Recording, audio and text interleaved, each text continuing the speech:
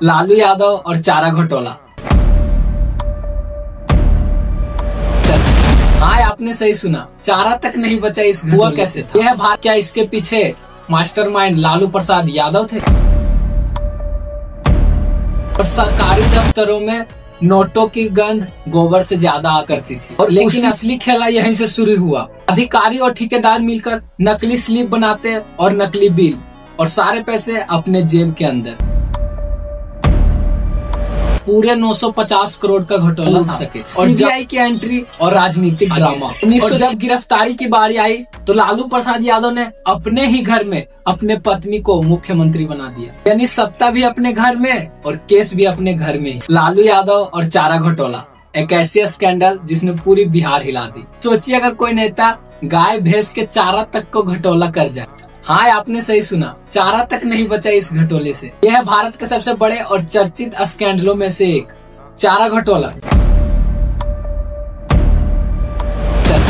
जिसने बिहार की राजनीति की जड़ों तक को हिला के रख दिया था। लेकिन सवाल ये है, ये घोटाला हुआ कैसे था? क्या इसके पीछे मास्टरमाइंड लालू प्रसाद यादव थे, या फिर राजनीति का कोई और बड़ा खेला चल रहा था? 1990 का बिहार एक ऐसा दौर जिसमें भ्रष्टाचार आम बात थी और सरकारी दफ्तरों में नोटों की गंध गोबर से ज्यादा आती थी। और उसी माहौल में हुआ चारा घोटाला, जिसकी रकम इतनी बड़ी थी जिसे सुनकर आज भी आप हैरान हो सकते हैं। घोटाले की शुरुआत, ये कहानी शुरू होती है बिहार के पशुपालन विभागों से, जहां सरकार दवाइयां, चारा के लिए पशु विभाग को लाख करोड़ों रुपए दिया करती थी। लेकिन असली खेला यहीं से शुरू हुआ। अधिकारी और ठेकेदार मिलकर नकली स्लिप और नकली बिल, और सारे पैसे अपने जेब के अंदर। सरकारी रिकॉर्ड में दिखता था भैंसों को दान दिया गया, लेकिन असली दान जेब के अंदर होती थी। ये सब पूरे कहानी में लालू प्रसाद यादव का नाम कैसे जुड़ा? जब जांच शुरू हुई तब पता चला ये कोई छोटा मोटा घोटाला नहीं, पूरे 950 करोड़ का घोटाला था।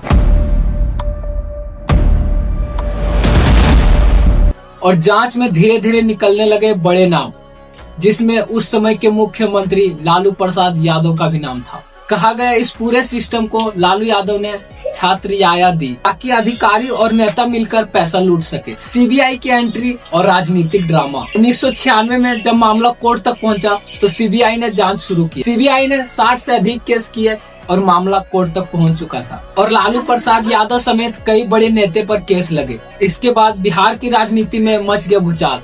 लालू प्रसाद यादव ने कहा कि हमारे खिलाफ ये एक साजिश है। और जब गिरफ्तारी की बारी आई तो लालू प्रसाद यादव ने अपने ही घर में अपने पत्नी को मुख्यमंत्री बना दिया। यानी सत्ता भी अपने घर में और केस भी अपने घर में। सजा, जेल और वापसी। लालू यादव को आखिरकार 2013 में सीबीआई कोर्ट ने दोषी करार दिया और उन्हें जेल जाना पड़ा। लेकिन कहते हैं लालू यादव सिर्फ एक नेता नहीं, फनोमेना है।